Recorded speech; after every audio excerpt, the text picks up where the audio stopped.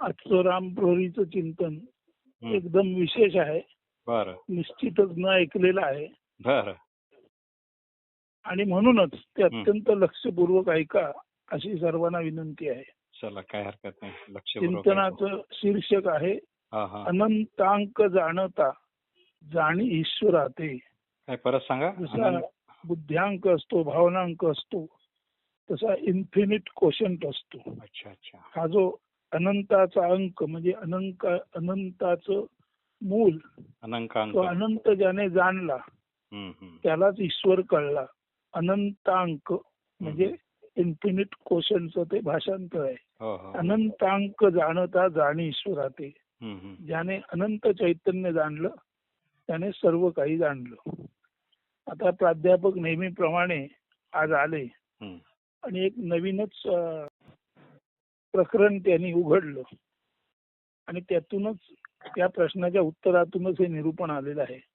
प्राध्यापक त्याला म्हणतात, इंग्रजीमध्ये एक शब्द आहे IQ, ज्याला इंटेलिजन्स कोशंट किंवा मराठीत ज्याला बुद्ध्यांक किंवा बुद्धी गुणांक म्हणतात. यावरून माणसाच्या बुद्धीची कुशाग्रता किंवा प्रश्न विचारल्यानंतर त्याला संबंध प्रश्नाची जाण म्हणजे नेमकी काय कशाबाबत चौकशी कुच्छा केली आहे आणि त्याचे नेमके उत्तर काय आहे हे लगेच कळते. हे ज्याला कमीत कमी वेळात कळून जो कमीत कमी वेळेत उत्तर देतो तो इतरांच्या तुलनेत अधिक कुशाग्र, शार्प इंटेलिजन्स असलेला किंवा कुशाग्र बुद्धिमत्तेचा मानला जातो. त्याचा IQ उर्वरितांपेक्षा अधिक असतो. म्हणजेच बौद्धिक कुशाग्रता मापन या IQ आधारे केले जाते. या IQचा संबंध ईश्वरीय तत्वज्ञान, आत्मविद्या यांचे संदर्भात येतो का? येत असेल तर कसा? आता आपला साधू म्हणजे तो म्हणतो, आज एक आगळा वेगळा आणि सुंदर नमुनेदार प्रश्न तुम्ही विचारला आहे. त्यातून तुमच्या बौद्धिक कुशाग्रतेचे म्हणजे इंटेलेक्च्युअल कोशंटचे स्पष्ट दर्शन होत आहे. या प्रश्नाचे उत्तर देताना थोडे अधिक खोलात जाऊन अवगाहन करावे लागेल, म्हणजे चिंतन करावे लागेल. खोल चिंतनात जाऊन याचा शोध घ्यावा लागेल. असे पहा, बुद्धी, भावना आणि चित्त कला या 3 पदरांचा नीट उलगडा यासाठी होणे आवश्यक आहे. बुद्धी म्हणजे इंटेलिजन्स, भावना म्हणजे इमोशन आणि चित्त कला म्हणजे the portion of divine intelligence. चित्त कला म्हणजे the portion of divine intelligence म्हणजे दैवी बुद्धिमत्तेचा जो भाग असतो त्याला चित्त कला, the portion of divine intelligence म्हणतात. तर बुद्धी, भावना आणि चित्त कला यांचा उलगडा आपणाला तुमच्या प्रश्नासाठी करून घ्यावा लागेल. त्या 3 शब्दावरून 3 प्रकारचे कोशंट किंवा मानक म्हणजे नॉर्म किंवा स्टँडर्ड मोजमाप दर्जादर्शक अंक आपणाला मिळू शकतात. प्राध्यापक, वा, फारच सुंदर त्रिमिती आपण शोधून काढलीत. अतिसुंदर, अद्भुत आणि क्षणोक्षणी उत्कंठावर्धक असा आपला संवाद होणार असे मला पूर्वसूचित म्हणजे प्री इंटिमेट होत आहे. तो हे पहा, हे जग, विश्व किंवा अस्तित्व सर्वत्र त्रिस्तरीय किंवा त्रिवर्गी, त्रिसूत्री म्हणजे त्रिमिती किंवा त्रिपुटीत मानले जाते. जसे जागृत, स्वप्न, सुषुप्त, उत्पत्ती, स्थिती, लय, द्रष्टा, दृश्य, दर्शन, श्रोता, श्राव्य, श्रवण, ज्ञाता, ज्ञेय, ज्ञान या किंवा यासारख्या अनेकानेक त्रिपुटी आहेत. या त्रिपुटीमध्ये नीट लक्ष पुरवल्यास प्रत्येक त्रिपुटीतील सुरुवातीची स्थिती उघड किंवा स्पष्ट आहे. जसं जागृत, स्वप्न, सुषुप्त त्यातील जागृत स्थिती ही उघड आहे, स्पष्ट आहे, ती समजायला कठीण नाही. उत्पत्ती, स्थिती, लय यातील उत्पत्ती ही स्थिती स्पष्ट आहे, ती समजायला अवघड नाही. द्रष्टा, दृश्य, दर्शन यातील द्रष्टा, पाहणारा हे समजायला सोपं आहे. श्रोता, श्राव्य, श्रवण यातील ऐकणारा हे समजायला सोपं आहे. आणि ज्ञाता, ज्ञेय, ज्ञान यामधील ज्ञाता हे जे पहिलं गमक आहे त्रिपुटीतील, हे जो पहिला ज्ञाता आहे तो समजायला सोपा आहे. म्हणजे जागृत, उत्पत्ती, द्रष्टा, श्रोता, ज्ञाता या अनुक्रमे त्या त्रिमितीतील पहिली मिती जागृत, स्वप्न, सुषुप्त या त्रिमितीतील जागृत ही मिती, उत्पत्ती, स्थिती, लय यातील उत्पत्ती ही स्थिती, द्रष्टादृश्य दर्शन यातील द्रष्टा ही स्थिती किंवा मिती आणि श्रोता श्राव्य श्रवण या त्रिमितीतील श्रोता ही मिती आणि ज्ञाता ज्ञेय ज्ञान या त्रिमितीतील ज्ञाता ही मिती. या त्रिमितीतील पहिली मिती किंवा पहिली स्थिती ओळखायला तुलनेने सोपी आहे. आता पुढे दुसरी स्थिती थोडी आखली म्हणजे वेगळ्या शब्दात मध्यम किंवा मध्यावस्थेत आहे. उदाहरणार्थ जागृत उत्पत्ती द्रष्टा श्रोता ज्ञाता ह्या पहिल्या स्थिती झाल्या. आता जागृतच्या पुढची स्वप्न ही 2 नंबरची स्थिती आहे. उत्पत्तीच्या पुढची स्थिती ही 2 नंबरची स्थिती आहे. द्रष्ट्याच्या पुढचे दृश्य ही 2 नंबरची स्थिती आहे. श्रोत्यापुढे श्राव्य ही 2 नंबरची स्थिती आहे आणि ज्ञात्यापुढे ज्ञेय ही 2 नंबरची स्थिती आहे. आता बघा जागा असतो तो जागृत हे ठीक आहे, पण जी स्वप्न स्थिती आहे ती स्वप्न स्थिती म्हणजे जरूर माणसाला माहिती आहे की पूर्ण निद्रा नाही आणि जागृती नाही अशा मधल्या अवस्थेत स्वप्न पडतं. परंतु ते जे स्वप्न आहे ते स्वप्न म्हणजे नेमकं काय आणि स्वप्नाचा आशय काय, स्वप्नाचा जो आशय असतो तो कसा समजून घ्यावा हे कळण्यासाठी मात्र जागृत स्थिती ओळखायला तुलनेने वरवरची बुद्धी लागते, पण स्वप्न ही स्थिती ओळखायला थोडी अधिक बुद्धी लागते.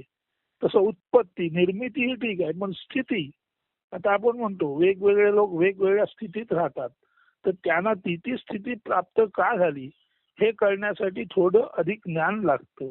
द्रष्टादृश्य यातील द्रष्टा उघड असतो, पण तो जे पाहतो ते नेमकं काय पाहतोय हे त्याने सांगितल्याशिवाय आपल्याला कळायचं झालं तर द्रष्टा काय पाहतो हे उर्वरित दुसऱ्या कोणाला त्याचं दृश्य ज्ञान होणं यासाठी थोडं अधिक आतलं ज्ञान लागतं.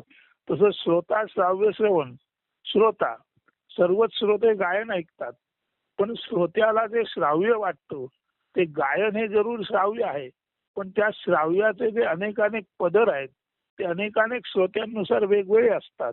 म्हणून जागृत उत्पत्ती द्रष्टा श्रोता ज्ञाता या स्थिती उघड आहेत, पण तुलनेने स्वप्न स्थिती दृश्य आणि श्राव्य या स्थिती आणि ज्ञाता नेय ज्ञान याच्यातील ज्ञाता उघड आहे, पण नेय या स्थिती कळायला थोड्या अधिक कठीण आहेत.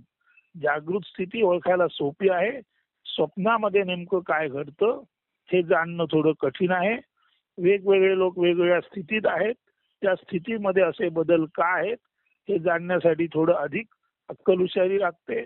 द्रष्टा दृश्य पाहतो, पण दृश्यातला फरक आणि दृश्याचा द्रष्ट्यावर होणारा परिणाम हे कळण्यासाठी थोडी अधिक अक्कल हुशारी लागते. श्रोता श्रवण करतो ते श्राव्य, पण त्या श्राव्याचा एकाच संगीताचा अनेक श्रोत्यांवर होणारा परिणाम वेगवेगळा असतो. म्हणून श्राव्य हे ओळखायला तेवढं सर धोपत नाही.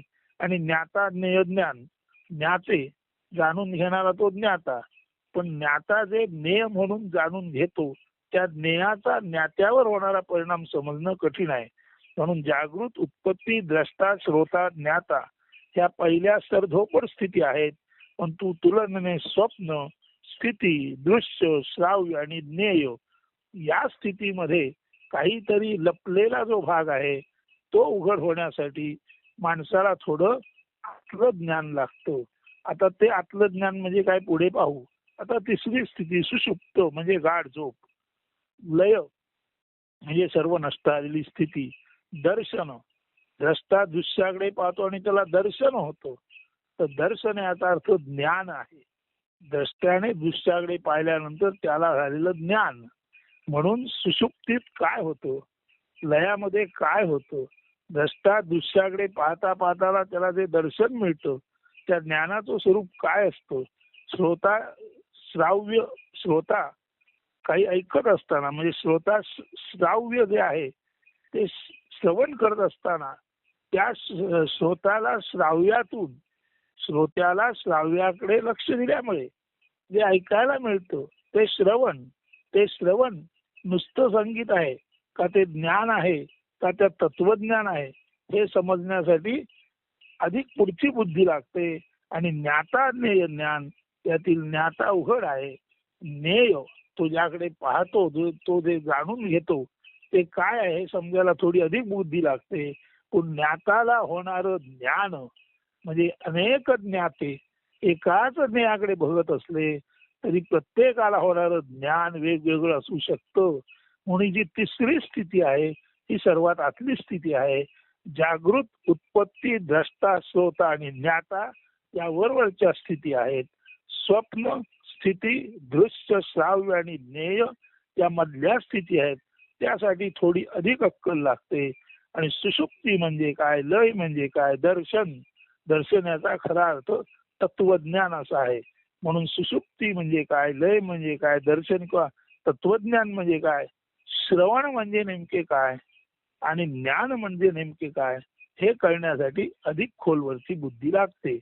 तर सर्वसाधारणपणे या त्रिपुटीतील पहिली स्थिती उघड, दुसरी स्थिती मध्यम आणि तिसरी स्थिती अत्यंत खोलवरची, ज्याच्यासाठी विलक्षण बुद्धिमत्ता लागते. हे सर्वसाधारण आपण लक्षात घ्या. आणि आता आपण आपल्या ही जी नवीन त्रिपुटी आहे त्या त्रिपुटीकडे वळू. आणि त्या त्रिपुटीकडे वळल्यानंतर त्याच्यातून जे लक्षात येईल तेच सर्व त्रिपुटींबाबत आपणाला अप्लाय करता येईल. तर बघा, आता पहिली स्थिती सहज कळण्याजोगी, दुसरी कळण्यासाठी थोडी अधिक अक्कल हुशारी लागते. म्हणजे पहिली स्थिती सहज कळण्याजोगी आहे, दुसरी मध्यम स्थिती कळण्यासाठी थोडी अधिक अक्कल हुशारी लागते, आणि तिसरी स्थिती कळण्यासाठी जी अगदी आतली आहे अपरोक्ष अनुभूती, हे त्यासाठी डायरेक्ट अनुभव लागतो. म्हणजे सुषुप्तीचा डायरेक्ट अनुभव ज्याला येतो त्याला जर विचारलं सुषुप्ती म्हणजे काय, तर आपण सुषुप्ती म्हणजे गाढ निद्रा म्हणू. पण तो ज्याला डायरेक्ट तो अपरोक्ष अनुभूती आहे तो सुषुप्ती म्हणजे इतकं स्पष्टपणे सांगेल की सुषुप्तीमध्ये सर्व इंद्रिय नव्हे, मी माझे सर्व जाणते नेणते पण हरवलेले असते. आणि सुषुप्ती ही स्थिती काहीही कळत नाही अशी गूढ स्थिती आहे. हे जो सांगतो त्याला ही तिसरी स्थिती जाणताना अपरोक्ष अनुभूती आल्याशिवाय तो सांगू शकत नाही. तशीच लय ही स्थिती सांगताना, लय याची स्थिती सांगताना ज्याला अपरोक्ष अनुभव आलेला आहे तो सांगतो ते वेगळं, आणि सर्वसाधारण माणूस सांगतो ते वेगळं. लय याचा अर्थ लोक एवढंच म्हणतात, मीठ पाण्यात विरघळलं लय झाला, मातीचं रेकूळ पाण्यात विरघळलं लय झाला, सोनं झाल्यानंतर सोनं वितळवलं आणि अलंकार वितळवला आणि सोन्यात त्याचा लय झाला. तर लय याचा अर्थ इतका नसून ज्याला परोक्ष अनुभूती आहे तो लय याचा अर्थ एवढाच सांगतो की प्रत्येक वस्तू ती जिथून आली तिथे मूळ रूपात जाणे याला लय म्हणतात. आणि यासाठी अपरोक्ष अनुभूती लागते. म्हणून सुषुप्त, लय. आता दर्शन म्हणजे तत्वाचं ज्ञान. जेव्हा द्रष्टा एखादं दृश्य पाहतो तेव्हा त्याला दर्शन होतं. आता बघा, इथे बसलेला आहे, हा जो बोलणार आहे तो बसलेला आहे, आणि समोर एक निसर्ग पसरलेला आहे, आणि निसर्ग तो पाहतोय. आणि निसर्ग पाहता पाहता पाहणारा म्हणजे द्रष्टा, जे पाहतो ते म्हणजे दृश्यामध्ये जर क्षणकाळ आपल्याला विसरून गेला तर दर्शन याचा अर्थ असा असतो की दर्शन म्हणजे द्रष्टा आणि दृश्य ज्या मूळ स्थितीत विरघळून जातात त्या तत्वाच्या ज्ञानाला किंवा त्या मूळ स्थितीला दर्शन म्हणतात. म्हणून लय म्हणजे जशी मूळ स्थिती आहे तशी दर्शन म्हणजे मूळ स्थिती आहे. सुषुप्त ही सुद्धा मूळ स्थिती आहे. म्हणजे मूळ सुषुप्त होतं, त्याच्यातून विश्व जागं झालं आणि विश्वातील माणसांना स्थिती गीती आली. म्हणून तिसरी स्थिती मूळ असते. सुषुप्त मूळ आहे, त्याच्यानंतर जागृत, त्याच्यानंतर स्वप्न. लय स्थिती मूळ आहे, त्याच्यातून उत्पत्ती आणि उत्पन्न झाल्याची स्थिती. दर्शन मूळ आहे, त्या दर्शनातून. आता दर्शन मूळ आहे म्हणजे काय, नुसता हिरवा माळ पसरलेला आहे, तिथे तो आला आणि प्राध्यापक आले, आणि तो आणि प्राध्यापक त्या माळाकडे बघून त्याबद्दल चर्चा करायला लागले. पण तो आणि प्राध्यापक यांनी त्या माळाकडे दृश्य म्हणून पाहिलं, आणि जरी ते बोलायला लागले तरी जेव्हा तो आणि प्राध्यापक नव्हते तेव्हा माळ आहे तसा होता. म्हणजे माळ आहे तसा आहे हे त्याचं दर्शन आहे. आणि ते दर्शन उघड तेव्हा होतं जेव्हा त्या माळाला पाहणारा कोणतरी द्रष्टा येतो आणि दुसरा एखादा द्रष्टा येऊन त्या दोन द्रष्ट्यामध्ये त्या माळाबद्दल दृश्य समजून चर्चा केली जाते. पण माळ मुळात दृश्य नाही, तर त्या माळावरती दोन माणसं आली, ते द्रष्टे म्हणून आले किंवा जाणणारे ज्ञाते म्हणून आले आणि ज्ञाते म्हणून आले, द्रष्टे म्हणून आले, दृश्य म्हणून पाहिलं, ज्ञेय म्हणून पाहिलं आणि दर्शन किंवा ज्ञान म्हणजे मूळ स्थिती शुद्ध असणेपणाची कळली. तसंच श्रोता श्राव्य श्रवण याच्यामध्ये हा श्रवण आता इथे बसलेला आहे, पाखरं ओरडत आहेत, पाखरं ओरडत आहेत, ऐकलं जात आहे, त्याला म्हणतो पण श्रवण. पण त्याला श्रवण नाही म्हणायचं. या असमंतामध्ये जो आवाज आहे त्या सर्व आवाजाला श्रवण म्हणायचं. मग कधी पशु पक्ष्यांचा असेल, कधी पशु पक्षी नसताना सुद्धा या असणेपणाला एक सूक्ष्म नाद असतो. म्हणून असणेपणातला जो सूक्ष्म नाद आहे तो मूलतः श्रवण आहे.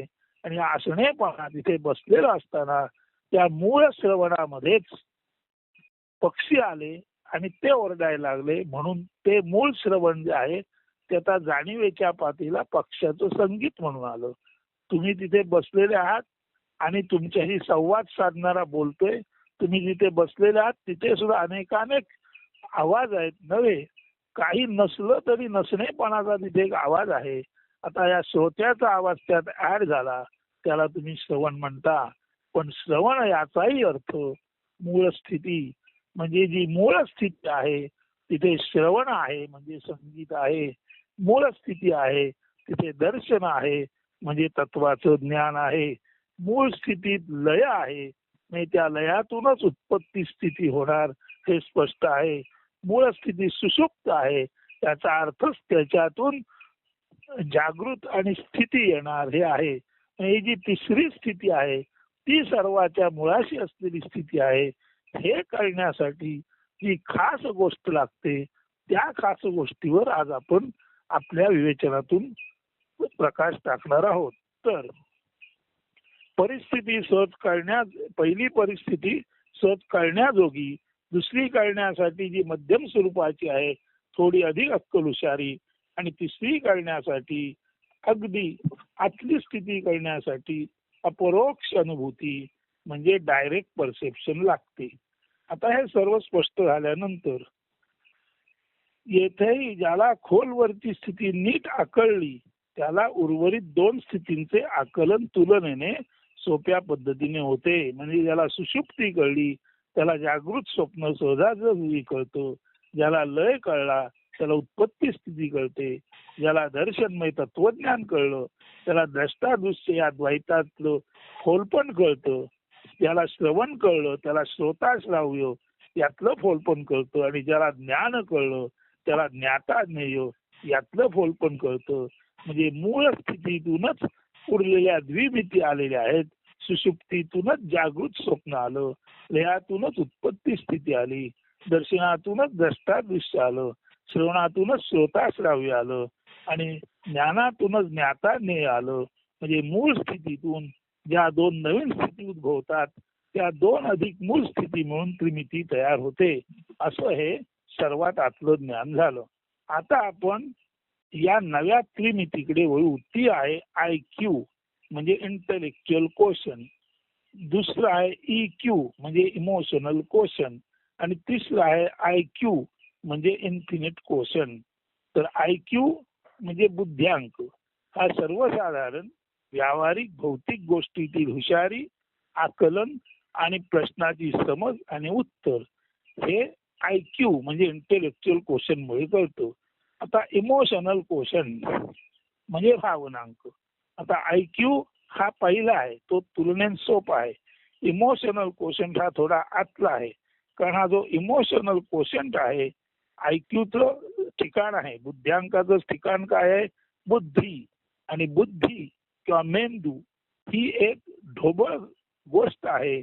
त्यामुळे बुद्ध्यांक आणि बुद्धी ही तुलनेने ढोबळ म्हणजे तुलनेने समजायला सोपी, म्हणून इंटेलेक्च्युअल क्वेश्चन हा तुलनेने, इंटेलेक्च्युअल क्वेश्चन म्हणजे काय हे तुलनेने समजायला सोपं आहे.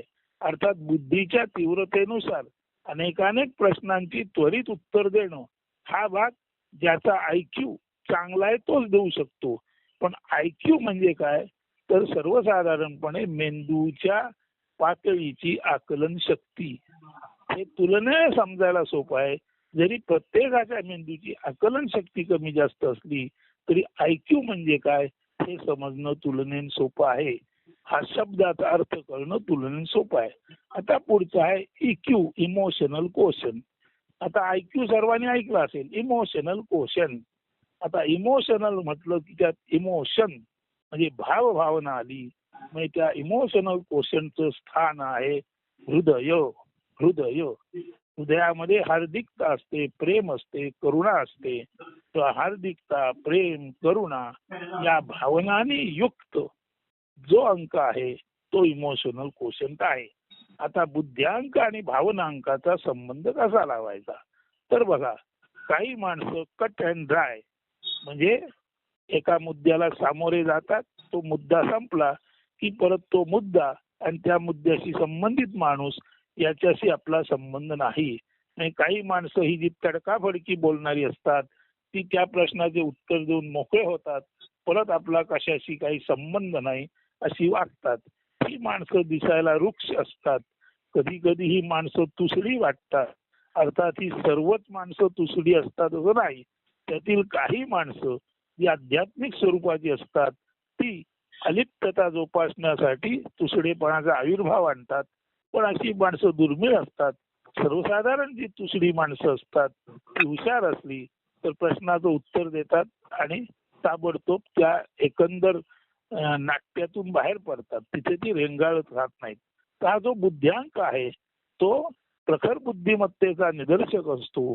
आणि ज्याची बुद्धी प्रखर आहे तो प्रखर बुद्धी असल्या कारणाने त्याच्यामध्ये कळत न कळत एक अहंकार निर्माण झालेला असतो. आणि असा माणूस समाजापासून तुटक वागतो, हे लक्षात घ्या. म्हणून ज्याचा IQ प्रखर आहे ती माणसं बऱ्याच वेळेला समाजापासून तुटक वागतात किंवा आपणाला सर्वांपेक्षा श्रेष्ठ समजून ते आपलं स्थान सर्वांपेक्षा वेगळं आहे असं मानून समाजापासून थोडेसे नव्हे ते समाजापासून ते बरेच दूर राहतात. अशी माणसं सर्वसाधारणपणे कुठल्याही सार्वजनिक कार्यामध्ये किंवा सभा संमेलनामध्ये भाग घेत नाहीत. ते भाग घेत नाहीत, संत भाग घेत नाहीत, त्याचं कारण वेगळं. आणि या माणसांचं कारण एवढं असतं की ते स्वतःला definitely Superior than anybody else, इतरांपेक्षा आपण श्रेष्ठ ही समजतात. ही बुद्ध्यांक तीव्र असलेली माणसं ही व्यावहारिक पातळीवर त्यांचं वर्तन असल्यामुळे बऱ्याच वेळा ती तुलनेने तुसडी किंवा विचित्र वागणारी असतात. आता भावनांक, भावनेचा संबंध हृदयाशी आहे. भावनेचा संबंध हार्दिकता, हृदयाची जवळीक, करुणा, प्रेम याच्याशी आहे. आता काय असतं, ज्यांचा भावनांक तीव्र असतो त्यांचा बुद्ध्यांक कमी असतो असं नाही. परंतु भावनांक तीव्र असलेली माणसं आणि ज्यांचा बुद्ध्यांक तीव्र आहे अशी माणसं, म्हणजे एकाच माणसाचा भावनांक आणि बुद्ध्यांक तीव्र असेल तर हा जो भावनांक तीव्र आहे तो माणूस कसा वागतो बघा. सर्वसाधारणपणे आपण काय म्हणतो, बुद्धी महत्वाची आहे. म्हणजे the world is ruled by brain, सर्व जग बुद्धीने चाललेलं आहे असं म्हणतात. पण तू काही माणसं अशी असतात की जर जग नुसतंच बुद्धीने चाललं तर पुतिन निर्माण होतील, हिटलर निर्माण होतील, वेगवेगळे हुकुमशाह निर्माण होतील, मदोन्मस्त एकाधिकारशाही निर्माण होईल. आणि स्वाभाविकच भावनेला महत्व तुलनेने कमी दिल्यामुळे आणि केवळ उपयोगिता, याचा उपयोग काय, याचा उपयोग काय, याचा उपयोग काय असा विचारणारा माणूस उद्या आई वडिलांचा उपयोग काय असं म्हणेल. आणि आई वडील म्हातारे झाले म्हणून त्यांना वृद्धाश्रमात पाठवेल. अशी जी माणसं असतात त्यांचा बुद्ध्यांक तीव्र असतो पण त्यांचा भावनांक ॲज गुड ॲज नील असतो. पण ज्यांचा भावनांक आणि बुद्ध्यांक दोन्ही चांगले असतात ती माणसं निश्चित समजतात की जग काही बुद्धीने चालवलं जात नाही, तर जगाला जर सुख समाधान शांती हवी असेल तर बुद्धी आणि भावना यांचा संगम आवश्यक आहे. म्हणून बुद्धीच्या दिशेने एका टोकाला जाणारे जग थोडे मध्यावर हृदयाच्या स्थानी आणणे आणि हृदयाच्या दिशेने एका टोकाला जाणारे भाबडं जग ते बुद्धीच्या संपर्कात आणणे म्हणजे बुद्धी आणि हृदय यांच्या संपर्कातून जर जग चालवलं गेलं तर ते जग बुद्धी आणि हार्दिकता, ज्ञान, तर्क, विद्वत्ता आणि प्रेम, सहृदयता यामुळे चाललं जातं. म्हणून बुद्धी आणि प्रेम यांचा संगम करून जे जग चालतं ते चांगलं असतं. आणि असा संगम करणारे जे लोक असतात, ते संत असतात, ते बुद्धीला जरूर महत्व देतात, पण बुद्धीपेक्षा काकणभर प्रेमाला, सहानुभूतीला, करुणेला ते अधिक महत्व देतात. त्यांना माहीत असतं की बुद्धिमान माणसं फार कमी आहेत आणि एकंदरीने जो प्रचंड मानवी जनसमूह आहे त्यातील बुद्धिमान माणसं थोडी असल्यामुळे जर बुद्धिमान माणसांचीच सत्ता आली तर उर्वरित लोकांचे हाल, अपेष्ट, हलाखीची परिस्थिती होईल. म्हणून अशी संत मंडळी बुद्धिमान माणसांना हार्दिकतेचा धडा देतात आणि बुद्धी आणि हृदय यांना एकत्र आणून इंटेलेक्च्युअल कोशंट आणि इमोशनल कोशंट यांना एकत्र आणून एक सुसंवादी समाज निर्मितीचा ते प्रयत्न करतात. अशी संत मंडळी जी इंटेलेक्च्युअल कोशंट आणि इमोशनल कोशंट यांचा बॅलन्स साधतात, अशी संत मंडळी समाजामध्ये संतुलन निर्माण करतात. आता या संतांमधीलच जे तत्ववेत्ते आहेत, ऋषी आहेत, महर्षी आहेत, संन्यासी आहेत, यती आहेत आणि संत सुद्धा भक्ती योगाने, ज्ञानयोगाने, कर्मयोगाने तिथे पोचतात. ते जे पोचण्याचं ठिकाण आहे तो आहे तिसरा अनंतांक. आता अनंतांक याचा अर्थ वर आपण सांगितलेला आहे, the portion of divine intelligence, म्हणजे जिथे ईश्वरी ज्ञान आहे ते ठिकाण.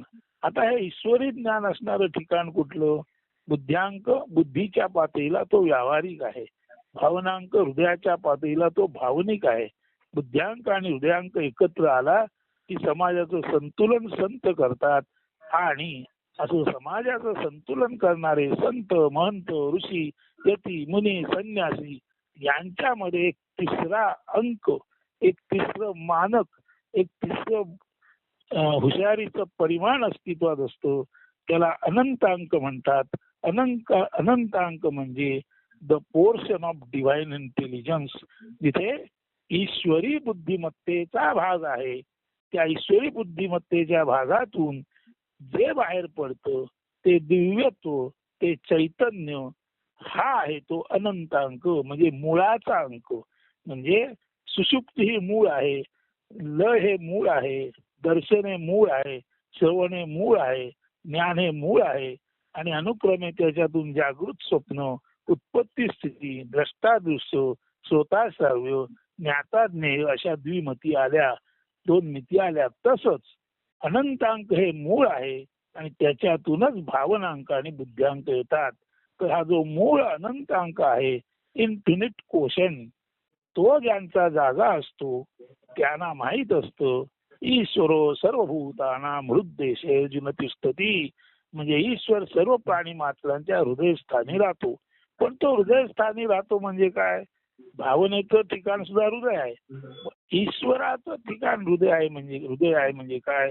तर ज्याला आपण ऊर्जा म्हणतो, पुरातून जन्मते ही शक्ती ऊर्जा, ती ऊर्जा शक्ती हृदयातून जन्मते. आणि ऊर्जा शक्ती हृदयातून कशी जन्मते? प्राणाच्या आत येण्याबरोबर, बाहेर जाण्याबरोबर, म्हणजे प्राण ऊर्जेतून चैतन्य निर्मितीचं काम हृदयातील दिव्यता करते. म्हणजे हृदयस्थ परमेश्वर, ज्याला ईश्वरो सर्वभूतानां हृद्देशे अर्जुन तिष्ठती, हे अर्जुना, ईश्वर सर्व प्राणी मात्रांच्या हृदयात राहतो आणि तिथून तो सर्व प्राणी मात्र आणि तिथून तो सर्व जीव जगत ईश्वर चालवत असतो. आणि तिथून चालवणारं जीव जगत ईश्वर म्हणजे तो आत्मा आहे. हाच तो ज्याला आपण म्हणतो अनंतांकाचं ठिकाण आहे. आणि ह्या हृदयातून जी बाहेर पडते ती ऊर्जा प्राणाच्या आगम निगमाद्वारे ती ऊर्जा निर्माण होत असते आणि या प्राण ऊर्जेद्वारे जी उरातून चैतन्याची निर्मिती होते ती उरलेल्या सर्व इंद्रियांना शक्ती पुरवते आणि ती जी शक्ती आहे ती मूळ अस्तित्वाच्या पाठी असलेली शक्ती, ज्याला आपण आधिदैविक शक्ती या आधीच्या निरूपणात म्हटलेलं आहे, ती आधिदैविक शक्ती म्हणजे अनंतांक म्हणजे इन्फिनिट कोशन, ज्याचा जागृत आहे त्याला भावनांक किंवा बुद्ध्यांक कमी जास्त असला तरी काही फरक पडत नाही, कारण त्याला अनंतांक म्हणजे मूळ गावलेलं असतं आणि त्याची स्थिती तुका म्हणे आम्हा सापडले मुळ आपणची फळ आले आता अशी असते. म्हणून हा जो अनंत अंक आहे, इन्फिनिट कोशंट आहे, तोच सर्वात मूळ अंक आहे. आणि मूळ अंक म्हणजे जिथून ईशन नियंत्रण शक्ती, तिथून ईशन किंवा नियंत्रण शक्ती सर्व जीव जगत याचं नियंत्रण करते, तो ईशन, त्याचा अंक तोच तो मूलांक, तोच तो अनंतांक आणि तोच तो इन्फिनिटी कोशन. तो ज्याचा जागृत झाला त्याला इमोशनल कोशन आणि इंटेलेक्च्युअल कोशन या तुलनेने दुय्यम असलेल्या कोशनचा कधी वापर करायचं कामच पडत नाही. कारण मुळाला फांद्यांशी, पानांशी, फुलाशी, फळाशी, मोहराशी काही देणं घेणं नसतं, कारण मुळातूनच हे सर्व आलेलं असतं. म्हणून तिसऱ्या स्थितीतून उरलेल्या दोन स्थिती येतात. तिसरी स्थिती प्रत्येक त्रिमितीतील किंवा प्रत्येक त्रिपुटीतील तिसरी स्थिती ही आतली स्थिती आहे. आणि अशा अर्थाने या ज्या इंटेलेक्च्युअल क्वेश्चन, इमोशनल क्वेश्चन आणि इन्फिनिट क्वेश्चन, यासाठी इन्फिनिट क्वेश्चन हा परमेश्वराचा, हा मुळाचा, हा अनंताचा, हा ब्रह्माचा अंक आहे हे लक्षात घ्या. आणि हा जो अनंत अंक आहे तो आपल्या हृदयातून ऊर्जेद्वारे, ऊर्जा म्हणजे उरातून जन्माला येणारी शक्ती, आपण जेव्हा प्राणायाम करतो किंवा प्राण आपण यांचा संचार येत जात राहतो तेव्हा जी शक्ती ह्या उरातून निर्माण होते त्याला ऊर्जा म्हणतात. म्हणून जिथे ईश्वर आहे असा हा हृदयाचा भाग डायनोमा सारखा म्हणजे विद्युत जनित्रासारखा, विद्युत किंवा शक्ती निर्माण करणाऱ्या यंत्रासारखा काम करत असतो. आणि या डायनामातून मिळालेली ऊर्जा उरलेल्या सर्व शरीराच्या कार्यकारण संबंधासाठी, चलनवलनासाठी प्राप्त होते. म्हणून हृदयातून जी निर्माण ऊर्जा होते, उरातून जी ऊर्जा निर्माण होते, ती ऊर्जा प्राणाच्या आवागमनामुळे होत असते. आणि हृदयातून निर्माण होणारी ही प्राणरूपी आवागम रूपी शक्ती म्हणजेच ऊर्जा, आणि हाच तो अनंतांक आणि हाच तो सर्वाच्या मुळाशी असलेला, ज्याला आपण काल म्हटलं आधिदैविक भाग, सर्वाच्या मुळाशी असलेला हीच ती दिव्य शक्ती दाखवणारा जो भाग आहे, हाच तो निश्चित या ठिकाणी सुद्धा इन्फिनिट क्वेश्चन म्हणून आहे. आणि इन्फिनिट क्वेश्चन मधूनच उरलेल्या द्विमिती येतात. शेवटच्या स्थितीतूनच म्हणजे तिसऱ्या स्थितीतूनच उर्वरित दोन स्थिती येतात. म्हणून इन्फिनिट क्वेश्चन मधूनच, इन्फिनिटी मधूनच पर्सन आला आहे किंवा इन्फिनिटी मधूनच आयडेंटिटी आलंय आहे. आयडेंटिटीला स्वाभाविक इंटेलेक्च्युअल क्वेश्चन आहे, आयडेंटिटीला इमोशनल क्वेश्चन आहे. परंतु जेव्हा आयडेंटिटी आपलं इन्फिनिट तत्व जाणते तेव्हा तीच आयडेंटिटी आपल्यात लपलेला हा इन्फिनिट क्वेश्चन, अनंत अंक, आधिदैविक शक्तीचा स्रोत गावतो त्याला. आणि त्याला मूळ गावल्यामुळे स्वाभाविकपणे तुका म्हणे आम्हा सापडले मुळ आपण ती फळं आले आता अशी त्याची दिव्य स्थिती होते. आणि त्या दिव्यत्वात आणि त्या दिव्यत्वात तो स्वतः जगतो. आणि त्याची स्थिती अनंतांक जाणता जाणी ईश्वराते. हा अनंतांक जो जाणतो, हा इन्फिनिट क्वेश्चन जो जाणतो, तो स्वाभाविकपणे ईश्वराला जाणतो नव्हे. तो स्वतःच सोहम हौसो, स्वतःच तो ब्रह्म किंवा ईश्वर असतो. अशी एक अत्यंत अद्भुत स्थिती त्याला या जीवनात प्राप्त होते. ती स्थिती तुम्हा सर्वांना प्राप्त होवो असं शुभचिंतन करतो. आणि आजचं हे आगळं वेगळं इंटेलेक्च्युअल क्वेश्चन, इमोशनल क्वेश्चन आणि इन्फिनिट क्वेश्चनचं निरूपण संपवतो. ही एक नवी त्रिमिती आज आपण जन्माला आणलेली आहे. आपण नाही जन्माला आणली, ती मुळातच आहे, पण आपल्या ज्ञानाच्या ध्यासामुळे आणि देवाच्या प्रेमामुळे ती आज सरफेस झाली आहे, म्हणजे आपल्याला दिसू शकते आहे. तो आपल्या संवादातून एक नवी त्रिमिती, इंटेलेक्च्युअल क्वेश्चन, इमोशनल क्वेश्चन आणि इन्फिनिट क्वेश्चन अशी एक नवी दिव्य त्रिमिती आपल्या प्रेमळ संवादातून बाहेर आली आहे. त्याचं श्रेय श्रोते हो तुमच्या आत्मीयतेला, तुमच्या तळमळीला आणि अर्थातच तुमच्यामुळे प्रवृत्त होणाऱ्या या किंचित नारायणाच्याही तळमळीला आहे. आणि म्हणून हे सर्व आपण जिथून आलो त्याला तत्सत ब्रह्मार्पण मस्तू करू आणि आपण आपला इन्फिनिट क्वेश्चन जाणून आपणच ईश्वर आहोत याचं ज्ञान आणि भान घेऊन आपण अत्यंत प्रेमाने, सौहार्दाने आणि स्वयंशिस्तीने, संयमाने हे जीवन जगूया. अस्तु. धन्यवाद. शुभ दिवस.